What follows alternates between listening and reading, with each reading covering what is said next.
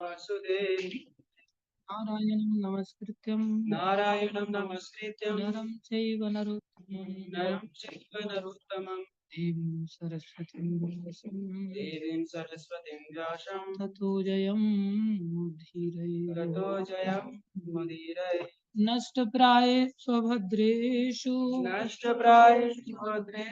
नित्यं भागवत सेवया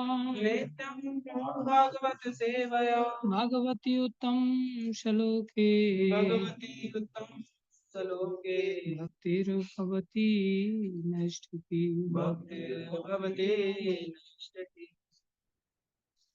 हरे कृष्ण। श्रीमद् भागवतम स्कंदो अध्याय 5 श्लोक संख्या 32। यदैते असंगता भावा भूतेन्द्रिय मनोगुणः यदायतन निर्माणे नशिको ब्रह्मवित्तमा यदैते असंगता भावा भूतेन्द्रिय मनोगुणः यदै यदायतन निर्माणे नशिको ब्रह्मवित्तमा यदैते असंगता भावा भूतेन्द्रिय मनोगुणः यदायतन निर्माणे नशिको ब्रह्मवित्तमा। अनुवाद है अध्यात्मवादियों में श्रेष्ठ नारद सभी जोर से बोलो। जब तक ये सृजित अंग यथा तत्व इंद्रियां मन तथा प्रकृति के गुण जुड़ नहीं जाते तब तक शरीर रूप धारण नहीं कर सकता। ओम ज्ञानम तिमिरन्धस्य ज्ञानाञ्जनशलाकया चक्षुरुन्मीलितं येन तस्मै श्रीगुरुवे नमः। श्री चैतन्य मनोभीष्टं स्थापितं येन भूतले स्वयं रूपमदामि ददाति स्वपदान्तिकम्। वन्देऽहं श्रीगुरु श्रीयुतापदकमलं श्रीगुरुन् वैष्णवांश श्रीरूपं साग्रजातं सगना रघुनाथान्वितं तं सजीवम् सान्द्वैतं सावधूतं परिजन सहितं कृष्ण चैतन्य देवं श्री राधा कृष्ण पदां सैगन्वता श्री विशाखान्वितांश। हे कृष्ण करुणा सिंधु दीनबंधु जगतपते गोपेश गोपी भक्तां श्री राधा कांत नमस्तुते। तप्त कांचन गौरंगी राधे वृंदावनेश्वरी कृष्ण सुधि देवी प्रणमामि हरि प्रिय वाञ्छाकल्पतरुभ्यश्च कृपा सिन्धुभ्यैव च पतितानां पावनेभ्यो वैष्णवेभ्यो नमो नमः। जय श्री कृष्ण चैतन्य प्रभु नित्यानंद श्री अद्वैत गदाधर शिवाचार्य गौर भक्त वृंदा। हरे कृष्ण कृष्ण कृष्ण हरे हरे हरे राम राम राम हरे हरे। हरे कृष्ण कृष्ण कृष्ण हरे हरे हरे राम राम राम हरे हरे। कृष्ण कृष्ण कृष्ण हरे हरे हरे राम राम हरे हरे। गुरुवे गौरचंद्राय राधिकाय तदालये कृष्णाय कृष्ण भक्ताय तद्भक्ताय नमः।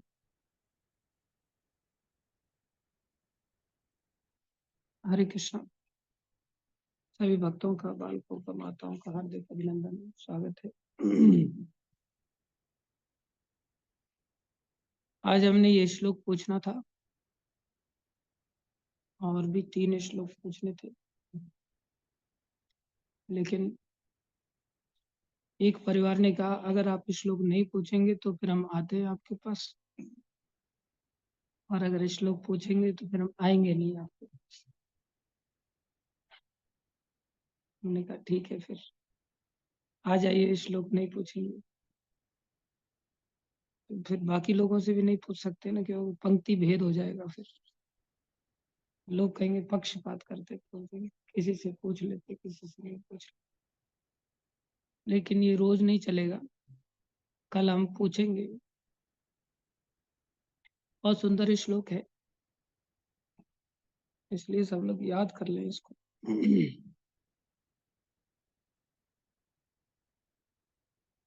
कल हमने थोड़ी चर्चा की थी इस विषय में। प्रभुपाद जी ने कुछ बताया था, हम लोगों ने सीखा। क्या सीखा था भाई? क्या लिखा है?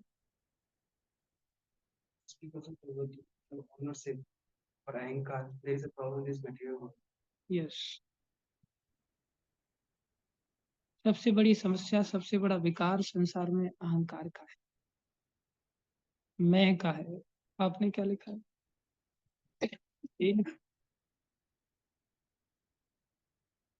हम्म, क्या?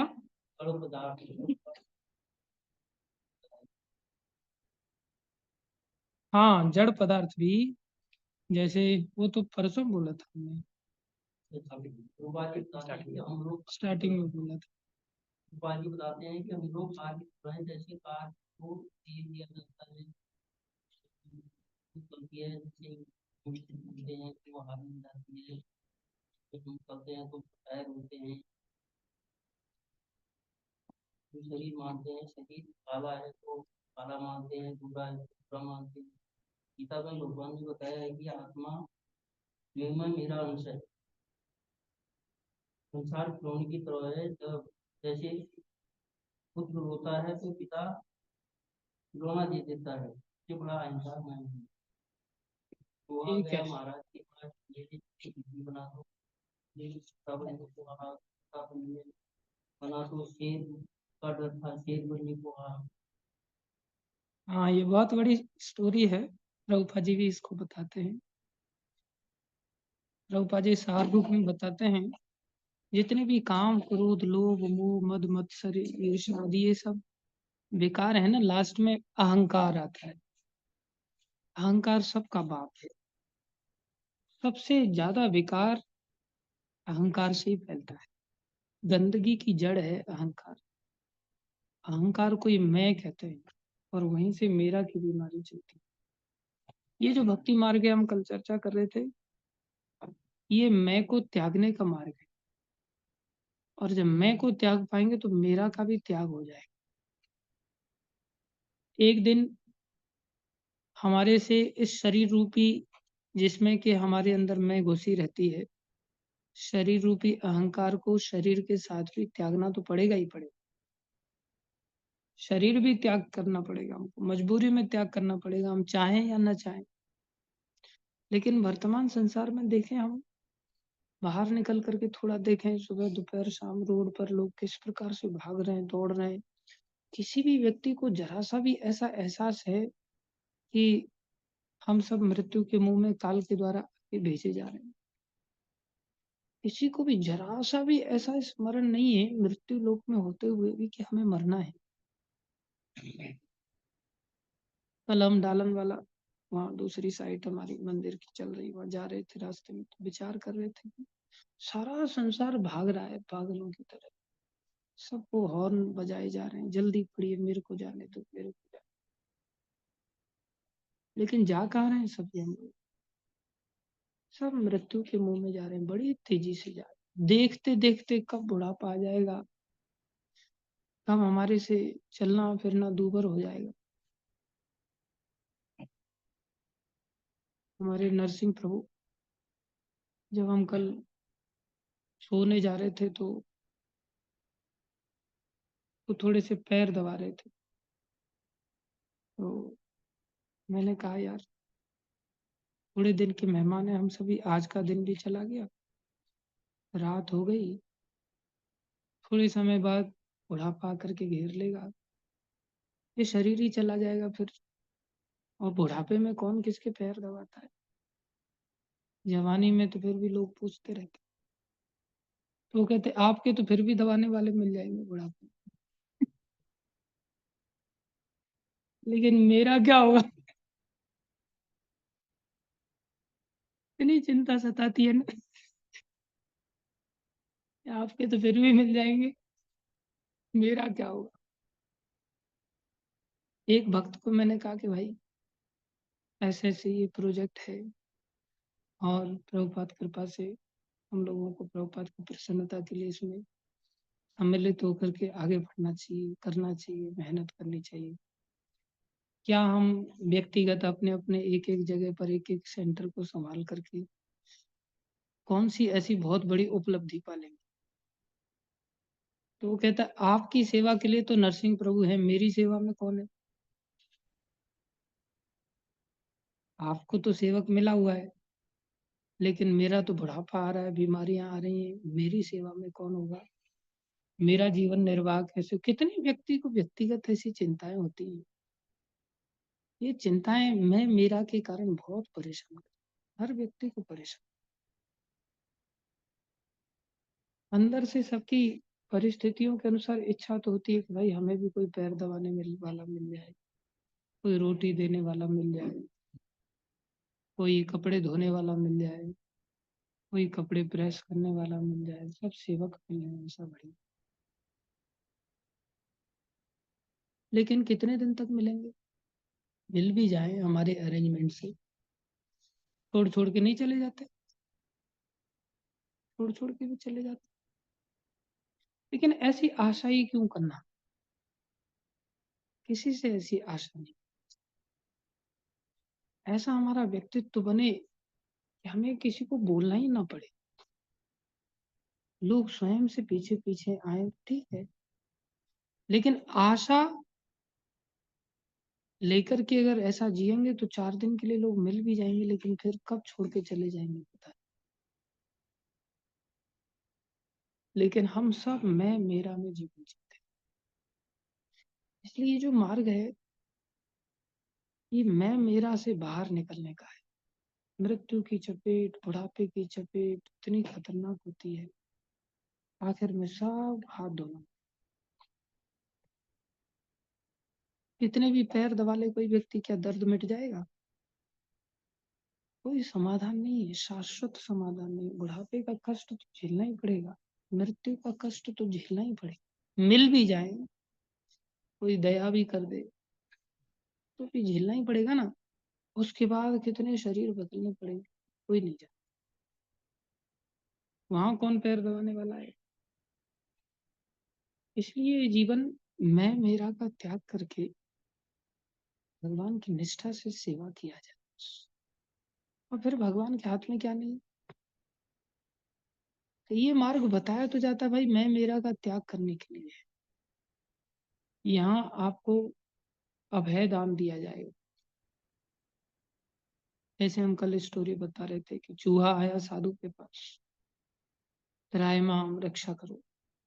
क्या चाहते? बोले बिल्ली बना दो, बिल्ली से भय है। बिल्ली बना दी, फिर आया भागते भागते, ऐसे करते करते क्या बना दिया उसको?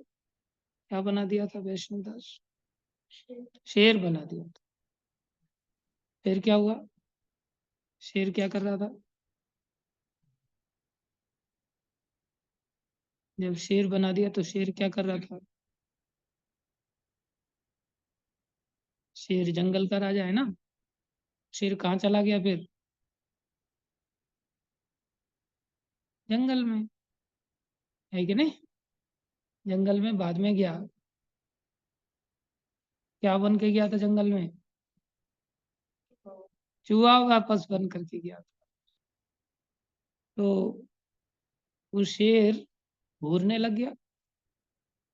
बोले क्या मतलब तेरा? बोले भूख लगी है मेरे को, मैं आपको खाऊंगा। तो महात्मा बोले पुनर्मोच, फिर से चूहा बन जा धूर्त। अरे यार तेरे को अभय देने के लिए आए थे हम, तुम अब यहाँ अपनी शेरगिरी हमें ही दिखाने लग गए। फिर से उसको चूहा बन गया। ये मार्ग मैं मेरा करने के लिए नहीं, इस मार्ग में मैं मेरा का त्याग करना होगा। जितना मैं मेरा का त्याग करके जीवन जिएंगे, उतने ही हम भक्ति मार्ग में आगे बढ़ जाएंगे। लेकिन मैं मेरा का त्याग तो तब होगा जब हम मौत को याद रखें। मृत्यु बड़ी तेजी से आ रही है भाई। आज का दिन भी हमारे जीवन से चला गया। आज हमने भक्ति मार्ग में क्या क्या किया? थोड़ा सा कार्यक्रम प्रभुपाद जी ने भक्तिगत में आगे बढ़ने के लिए दिया है सुबह शाम का।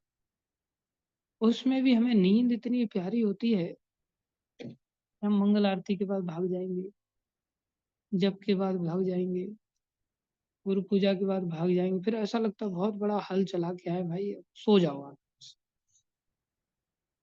रात में क्या किया था? बोले रात को भी सोए। दिन में क्या है? बोले अब दिन में भी सोए। ऐसी नहीं। कई बार तो क्या किया उसे तो भूल जाओ, क्या नहीं किया इतना ही याद रहे कि आज हमसे ये नहीं हुआ, ये नहीं हुआ, ये नहीं, वो भी स्मरण कोई नहीं करना चाहता।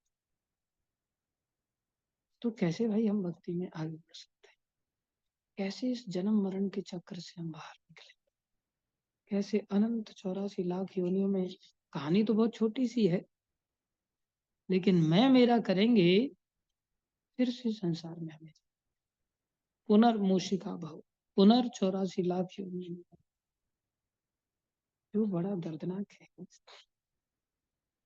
व्यक्ति को जब भक्ति प्राप्त हो जाती है तो इतने आनंदित हो जाता है, क्योंकि भक्ति आह्लादिनी शक्ति, इतने आनंद से वो भर जाता है कि उसकी सत्ता फिर मिटती नहीं है, और उसके पास ज्ञान का भी कोई अभाव नहीं रह जाता। इसलिए भगवान का जो स्वरूप है वो सच्चित आनंदमय है। हमारा भी जो स्वरूप है वो भी सच्चित आनंदमय है। सत में सत्ता, जो भगवान की संधनी शक्ति से संसार में लोगों को प्राप्त होती है। संवित शक्ति से ज्ञान की प्राप्ति होती है, जैसे चित्त शक्ति कहते हैं, और आनंदमय शक्ति भक्ति कहलाती है, जिससे आनंद की प्राप्ति होती है, आह्लादनी शक्ति है। अभी किसी को संसार में सत्ता प्राप्त है, सत्ता में बहुत सारी चीजें आ जाती है, अनंत ऐश्वर्य जो भी है, गाड़ी घोड़ा बंगला मकान दुकान जमीन जायदाद शरीर सोना चांदी पैसे धेले, सब इस सत्ता के अंदर आते हैं। किसी की सत्ता कितनी भी शक्तिशाली हो, लेकिन क्या ये जरूरी है कि उसके जीवन में आनंद होगा?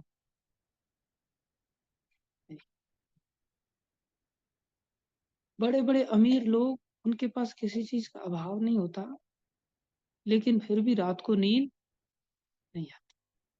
कितनी चिंताओं से लोग घिरे, कितनी परेशानियों से लोग घिरे। एक हमारे पड़ोस में बाबा रहते थे, बुजुर्ग आदमी। ऐसे ही हमने पूछा, और बाबा सब कुशल मंगल?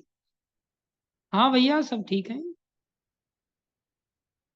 अब मैं यहीं ठिया रहे तो यहीं धो झोंपड़ी डाल दी है बाल करना खेत पे ही। अब गांव में और घर पे जाओ मैंने बंद कर दो।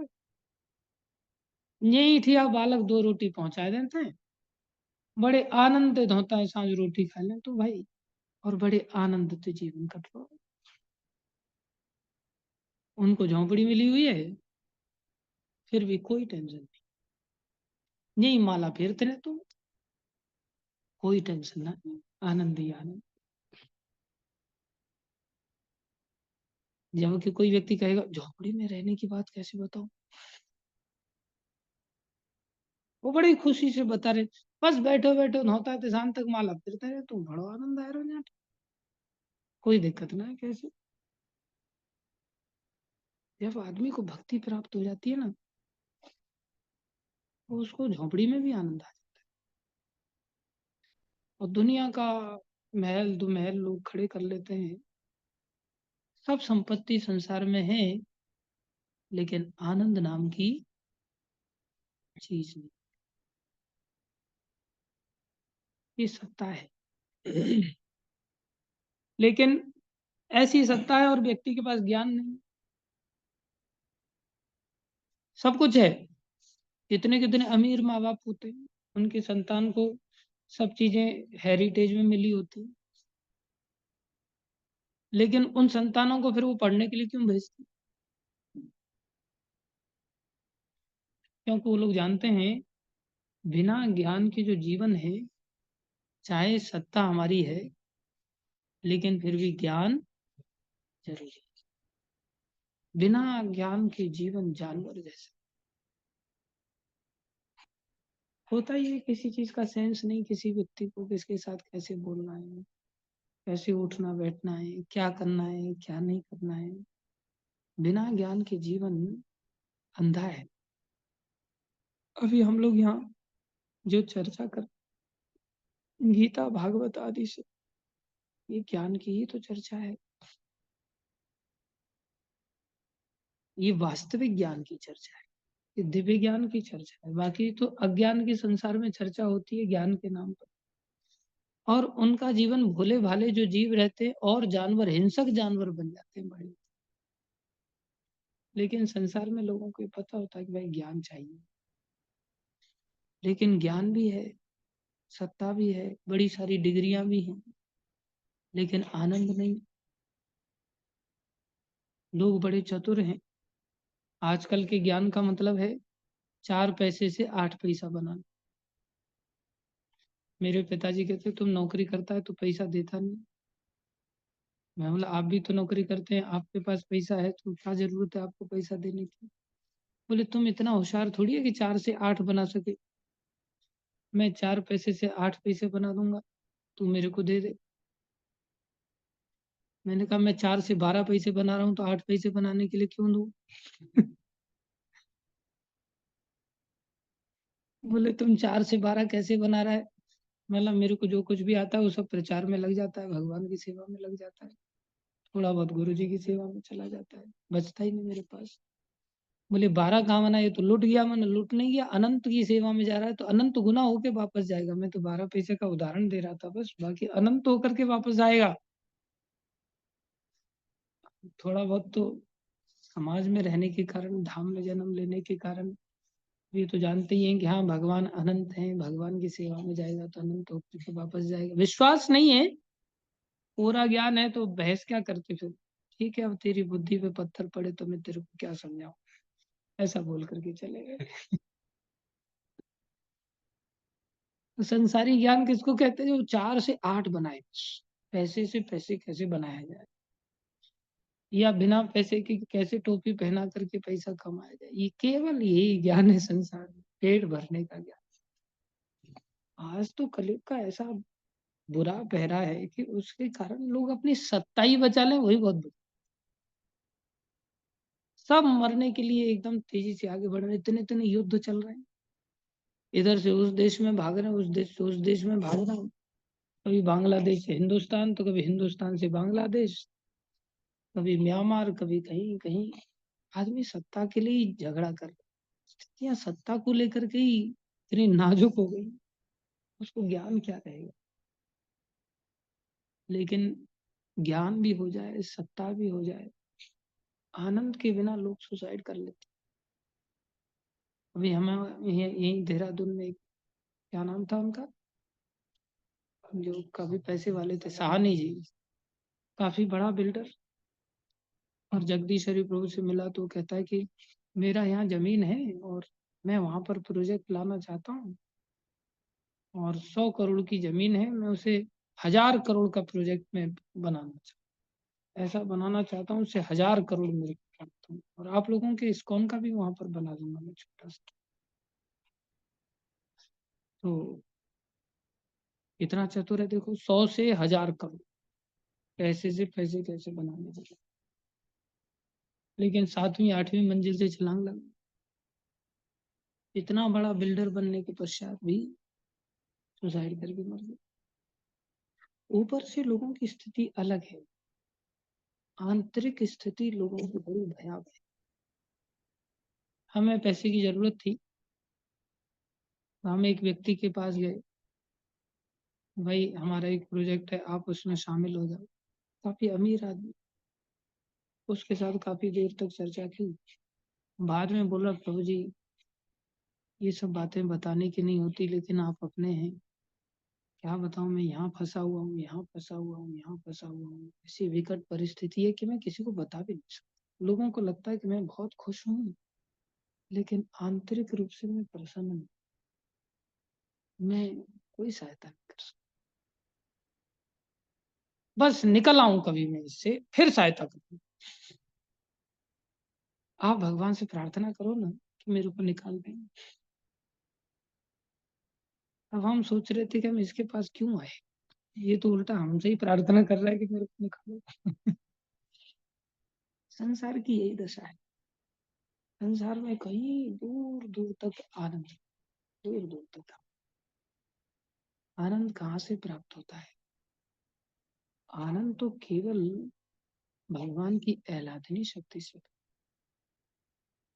जो भगवान की स्वरूप शक्ति है, जो भक्ति रूपा है। जब हम भक्ति करते हैं तो ये भक्ति की ऐसी शक्ति है, ये भगवान को आकर्षित कर लेती है। इसलिए भक्ति को कहा है कृष्ण आकर्षणी। भक्ति का एक लक्षण है 6 लक्षणों में, वो है कृष्ण आकर्षण। ये कृष्ण को भी आकर्षित कर, बोले भगवान की आह्लादनी शक्ति कृष्ण को वश में कर लेती है। मतलब कृष्ण की स्वतंत्रता खत्म हो जाती है क्या फिर? बोले कृष्ण की स्वतंत्रता खत्म नहीं होती, क्योंकि ये कृष्ण की ही शक्ति है, किसी और की शक्ति थोड़ी है। कृष्ण की ही शक्ति होने के कारण कृष्ण को वश में करने पर भी कृष्ण की स्वतंत्रता बाधित नहीं। लेकिन भगवान भक्तों पर दया करते हैं और अपनी स्वरूप शक्ति से उनको भक्ति का दान दे देते हैं। लेकिन उसी को प्राप्त होती है भक्ति जो भगवान का आश्रय लेना चाहता है, जो भक्तों का आश्रय लेना चाहता है, जो दास बनकर के आश्रय प्राप्त, जो स्वामी बनकर के, मालिक बनकर के आश्रय देना चाहता है, वो कभी भक्ति को प्राप्त नहीं कर सकता। और बिना भक्ति के चाहे हमारी सत्ता कितनी भी सशक्त क्यों न हो जाए, हिरण्यकश्यप आदि की तरह, मैं सब चीजें छोड़ के ये संसार भगवान की शक्ति से ही चल। ये बात बहुत कम लोग ही जान पाते हैं, अंधे होकर के सब संसार में दौड़ रहे हैं। इसलिए प्रभुपाद जी ने यहाँ पर बड़ा सुंदर उदाहरण दिया। प्रभुपाद जी ने कहा कि जीव मानो शरीर रूपी यंत्र पर आरूढ़ है और शरीर रूपी मोटर कार भौतिक प्रकृति के वश में रहकर चलती फिरती है। ठीक उसी तरह जिस तरह रेलगाड़ियां नियंत्रक के मार्ग निर्देशन में रहकर चलती हैं, लेकिन ये जीव शरीर नहीं, हम ये शरीर नहीं, लेकिन हम शरीर मान करके मैं मेरा कुछ होना नहीं चाहते। भक्ति मार्ग में सबसे बड़ी बाधा ये, और जहां मैं मेरा आ गया वहीं आनंद में खलल पड़ जाता। वही,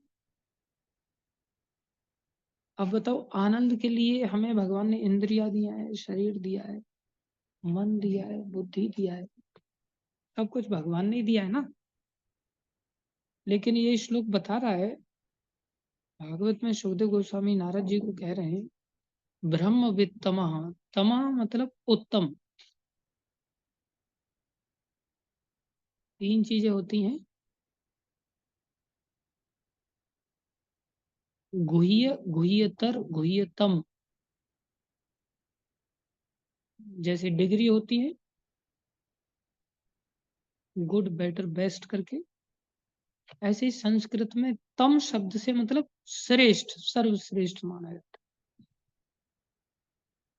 तो यहाँ पर तम शब्द लगा करके कह रहे ब्रह्म वित्त तमः, जो ब्रह्म को वित्त माने जानने वालों में, तम मतलब श्रेष्ठ, तुम ब्रह्म को जानने वालों में सबसे श्रेष्ठ हो। ब्रह्मा जी बता रहे नारद जी को, बोले क्या हुआ? बोले ये सब पंच तत्व आदि क्रिएट किए गए, मन बुद्धि अहंकार वगैरह सब तत्वों को क्रिएट किया गया, लेकिन ये सब मिलकर के भी एक शरीर का निर्माण नहीं कर। हे नारद, बेटा नारद, इन वस्तुओं का क्या महत्व है? संसार की चीजों का क्या महत्व है?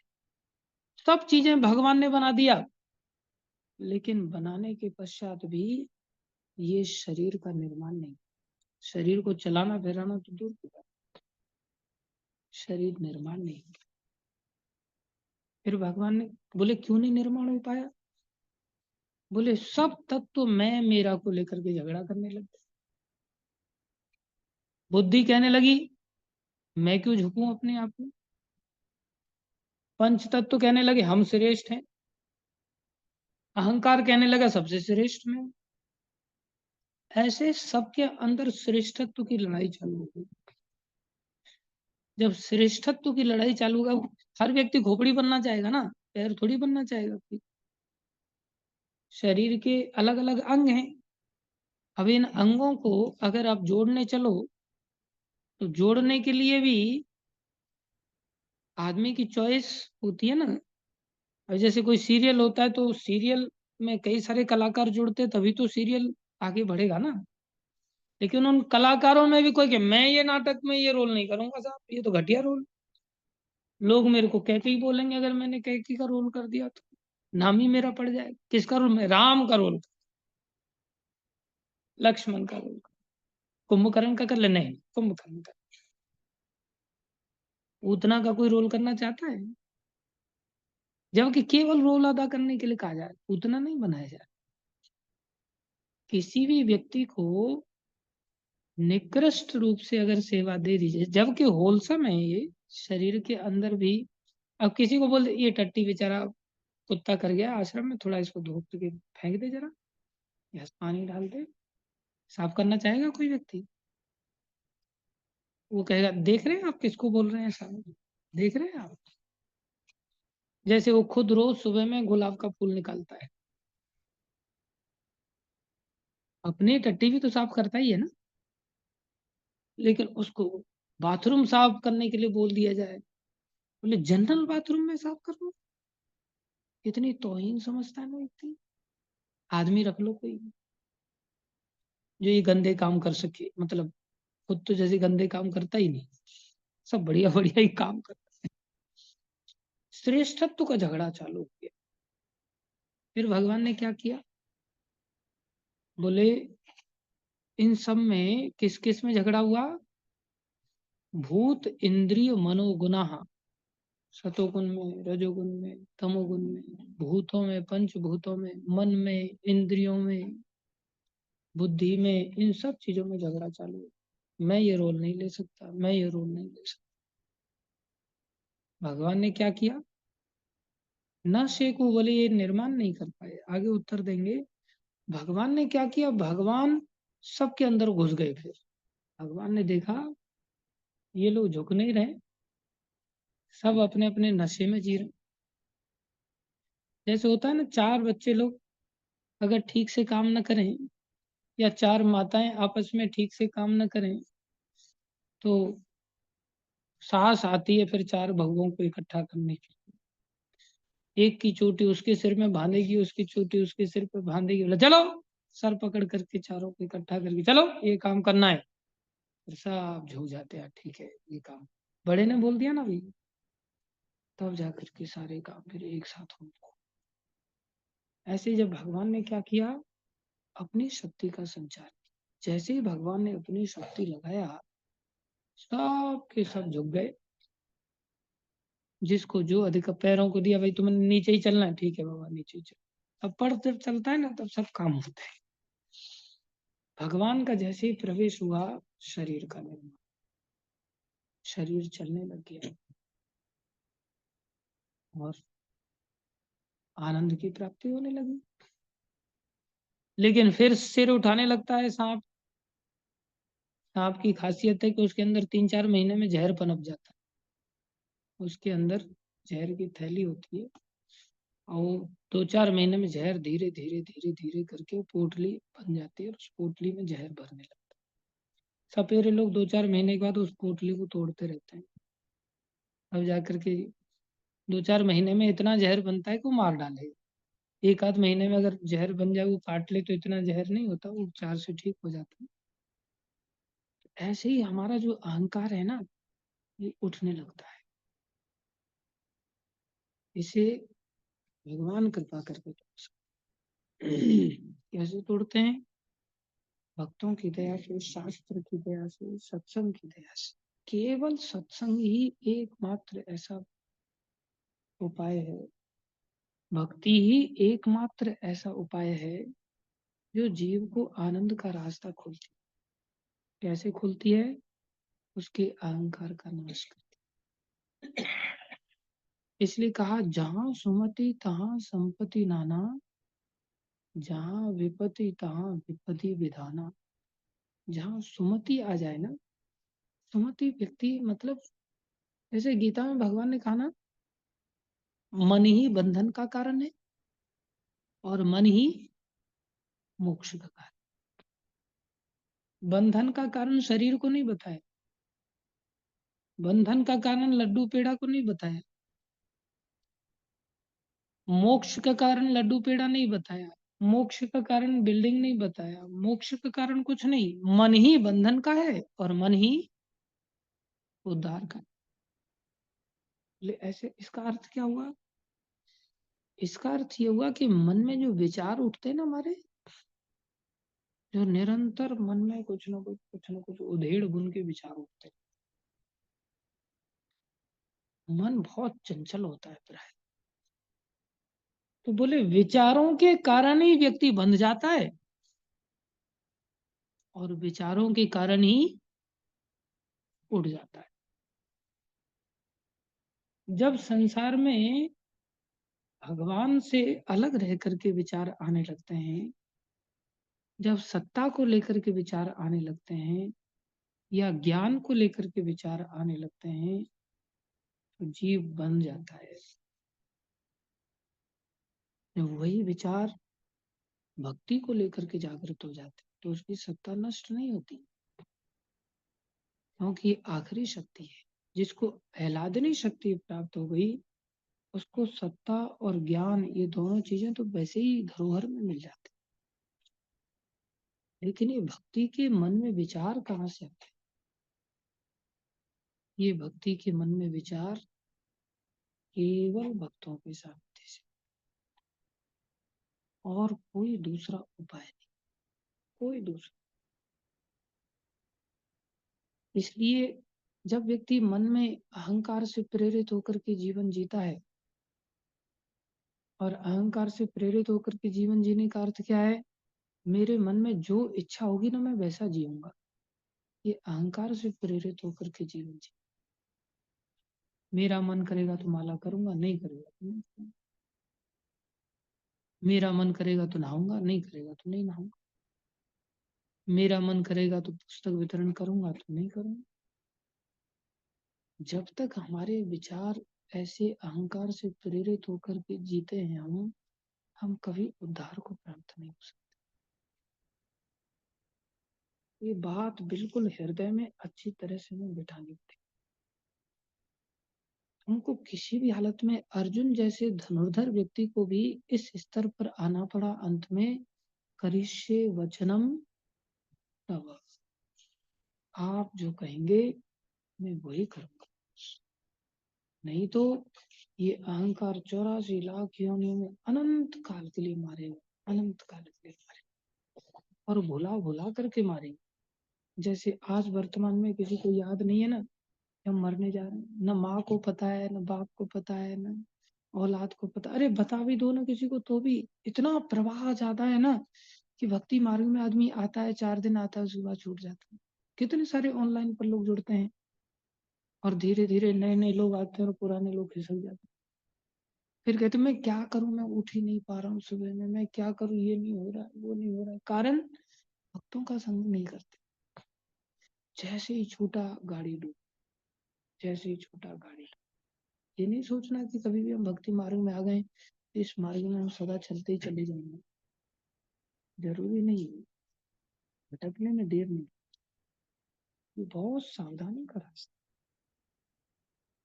हमें सदा ही संरक्षण में चलना चाहिए, सदा ही आश्रय में जीवन चाहिए। मेरे पिताजी, उनको पता चल गया था कि आपके पास एक ही साल है, किसी ज्योतिषी ने बता दिया था। और मेरा मामा शरीर छोड़ रहा था, तो उसने भी बोला जीजा जी के पास बस 1 साल है। 1 साल नहीं, उन्होंने बोले 6 महीने बचे। पिताजी नौकरी में गए, अचानक से एक व्यक्ति आया और उसने देख, आपके पास तो बस 1 ही साल बचा है।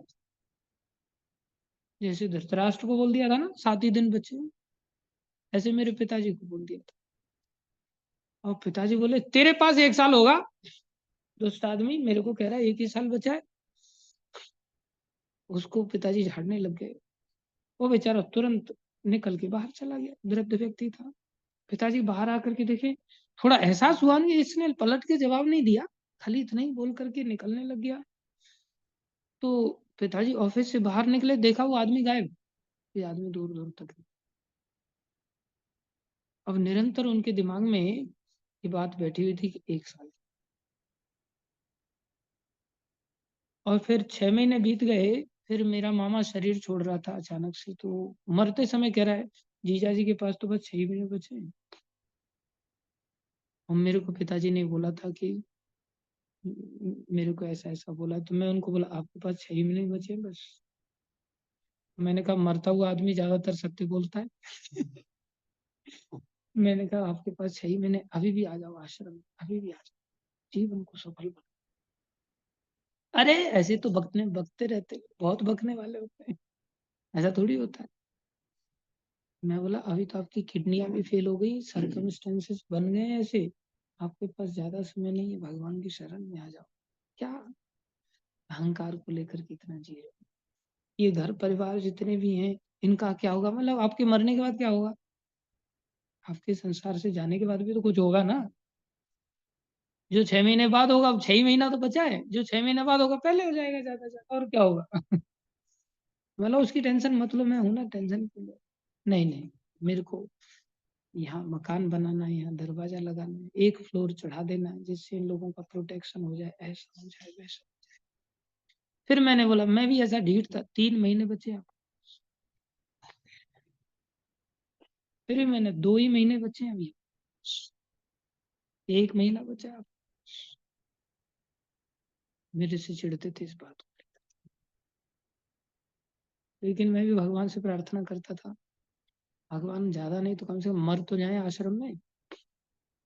समय नहीं व्यतीत कर सकते तो आश्रम में ही शरीर पहले मैं सोच रहा था कि ब्रज धाम में कहीं शरीर छोड़, भगवान ने ऐसी कृपा की, आखिर में उनको मंदिर में ही शरीर छोड़ने को मिला। मंदिर में शरीर पूरा हुआ उनका। फिर भगवान दया कर देते हैं कई बार। लेकिन व्यक्ति को भी तो सोचना चाहिए। व्यक्ति सोचता ही नहीं, कोई किसी को होश ही नहीं, हम मरने के कगार पर जा रहे हैं भाई। बस फोन लोगों को नचाता रहता है, घर से फोन आ गया, रिश्तेदारों का फोन आ गया, बिल्कुल भी चिंता नहीं व्यक्ति को सताती। ऐसा दृढ़ सत्य, रोज एकदम से जानवरों की तरह उड़ जाना, खा लेना पी लेना, बस ऐसा ही जीवन जी लेना। बीवी बच्चे संसारी पड़ोसियों के साथ कंपटीशन कर लेना, या फिर मंदिर में आ जाए तो फिर दूसरे मंदिरों से कंपटीशन कर लेना। बस ऐसे ही जीवन हमारा व्यतीत हो जाता है। हृदय में बात को धारण करना सीखे, हमें भाई भक्ति करनी। ये जीवन भगवान सिखा रहे, भगवान को जीवन, बिना भगवान के जितना भी हम जोड़ लेंगे ना सब बिखर जाएगा। और विचारों में, मन में अगर ऐसे विचार उठने लग जाए, तब समझ लो उद्धार का रास्ता खुल। विचार में ये सब चीजें आ ही नहीं रही, विचार में खाना आ रहा है, विचार में अपनी इच्छा से सोना आ रहा है, विचार में गप्पे मारना आ रहा है फालतू के, विचार मन में संसार में संसारी अहंकार को लेकर के हैं, मन मर्जी वाले। फिर तो भाई इतना भी मैं अगर साधु रूप धारण करके जीऊं, नरक की प्राप्ति होने वाली है मुझे। धाम तो भूल जाए, 84 लाख योनियों का ही चक्कर मिलेगा, और वहां कुत्ते बन करके भटकते रहेंगे, वृक्ष बन करके सब कुछ सहना पड़ेगा। इसलिए बड़ी गंभीर बात है कि हम सभी विचार करें। ये विचार न करें मेरे को कौन खिलाएगा, मेरे कौन पैर दबाएगा, क्या होगा क्या नहीं होगा, ये विचार करने की। जाई भी राखे राम खाए, ठीक है, जैसा खाने को मिल गया ठीक है। तो बहुत छोटे स्तर की सोच है, ये भान देखिए, आपको मौका मिला है, बहुत कम लोग जान पाएंगे इसको। भीड़ भाड़ को देख करके मत जियो, वो ऐसा कर रहा है, वो ऐसा कर रहा है, ऐसा जो जैसा कर रहा है करने दो। प्रभुपाद जी ने क्या किया? आनंदित होकर के, कोई परवाह नहीं किया कौन सेवक आएगा, कौन रास्ते में। मरने के लिए बोला जा रहा है, अरे वृद्ध हैं आप, वहां मर जाएंगे। लेकिन भक्त लोगों की तो चाल ही अलग होती है ना संसार से। जैसे अंगुली माल था, उसका संकल्प था कि 1000 मनुष्यों का वध करके उनकी उंगलियों की माला पहने। लोगों के शौक होते हैं अपने, कैसी कैसी माला पहनने का शौक है, देखो कैसे कैसे मूर्ख है। भगवान भी तरह तरह की मालाएं पहनते हैं, लेकिन दुष्ट लोगों का कैसा मन करता है, बोले मैं उंगलियों की माला पहन। डाकू अंगुली माल था। महात्मा बुद्ध जंगल से जा रहे थे तो उनको रोक दिया, अरे यहाँ से मत जाओ, यहाँ डाकू रहता है। 999 तो उसने कर लिए हैं, बस 1000 पूरे करने के लिए एक ही बचा है बस। लेकिन उनकी चाल उल्टी होती है, बोले नहीं अब तो हम यहीं से जाएंगे। और वहीं से चल पड़े। वहीं से चल पड़े, सामने एकदम से हुंकार मारता हुआ, वाह आज शिकार मिला है मुझे, जिसका मुझे लंबे समय से था। फेमस हो गया था ना वो, कोई जाता नहीं था, खुद से चल के आ गया। आज मेरी माला पूरी हो जाएगी। थोड़ी बहुत जगह होगी उसकी माला में उंगलियों की, आज मेरी माला पूरी हो जाएगी। और बुद्ध तो भगवान ही है एक प्रकार से, साधु वेश है। वो मंद मंद मुस्कुराए, प्रसन्न। वो हैरान है, ये मुस्कुरा रहा है, इसको डर भय बिल्कुल है ही नहीं। वो तलवार लेकर के आगे बढ़ा, अरे वो मारना चाह रहा है और ये मुस्कुरा। वो मारने के लिए आगे बढ़ रहा है, बार बार ये मुस्कुरा। अरे वो रुक जाता है इनकी मुस्कुराहट को देखकर। एक मुस्कुराहट की कितनी सामर्थ्य है, एक सरल मुस्कुराहट की। जैसे आप लोगों ने देखा होना, कई बार जंगल में छोटे बच्चों को कई बार जानवर उठा ले जाता है, किसी दूसरे जानवर का। वो बच्चे को आसानी से मारता नहीं, बच्चे के अंदर भय नहीं होता, बच्चा सरल रहता है, बहुत छोटा नवजात बच्चा। वो बच्चे के साथ वो हिंसक जानवर भी खेलता है कई बार, तो भूख के कारण उसको अकल नहीं होती, तब जाकर के मार डालता है। ये मनुष्य था, अंगुलीमाल था, और इनका प्रभाव था साधु जीवन का। ऐसा प्रभाव, ये मुस्कुराते रहे। और आखिर में कहता है, तेरे ऊपर मेरे को मारने का मन नहीं करता, मेरा हाथ रुक क्यों जा रहा है, मेरे हाथ में आकर के मैं तेरे पास जाता हूं तो अचानक से रुक क्यों जाता है, क्या शक्ति है तेरे। ऐसे 2-4 बार उसने प्रयास किया, आखिर में बेचारा चरणों में। और महात्मा बुद्ध ने उसको हाथ पकड़ के उठाया, अंगुली मार, तुम भक्ति कर। इसमें क्या आनंद है, मारने में, हिंसा में आनंद, हिंसा का त्याग कर। कैसी भक्ति है। ऐसे ही प्रभुपाद जी को बोला, अरे वहां दुनिया भर की ठंडी, अब मर जाएंगे, अब तो हम जरूर जाएंगे उधर ही। मरेंगे तो क्या हुआ, जरूर जाएंगे। सब ठंडी का, रहने का सब इंतजाम कर दिया। भक्तों की ऐसी शक्ति, सब भक्ति की संसारी पढ़ाई लिखाई सब बेकार है, कूड़ा करकट है। उसमें अहंकार के विचार पनपते हैं, मैं ये कर सकता हूँ, मैं वो कर सकता हूँ, मैं ऐसा हूँ, मैं वैसा। भक्ति के सामने सब पराजित हो जाते हैं, सब धर्मशाही। हम सबको अनुगत्य वाली भक्ति करनी चाहिए। अनुगत्य वाली विचार करना चाहिए, मैं किसी के अनुगत्य में जीवन जी रहा हूँ कि नहीं, मेरी भक्ति वास्तव में ऐसी हो रही है कि नहीं हो रही है, तो फिर मेरी मैं ही बढ़ेगी इस भक्ति मार्ग में आकर के, फिर मैं वापस धकेल दिया जाऊंगा। इसलिए भगवान को जीवन में लाएं, सब असंभव संभव हो जाएगा। यही बात प्रभुपाद जी यहाँ समझा रहे हैं। आगे और चर्चा करेंगे हम, कल इस श्लोक को आप लोग याद करके आना और हम लोग चर्चा करेंगे। अभी सब लोग 7:30 तक जप कर लो। हरे कृष्णा। भागवत महापुराण की जय, श्री प्रभुपाद की जय, श्री गुरु महाराज की जय, अनंत कोटि वैष्णव कुंड की जय, आप सब भक्तों की जय।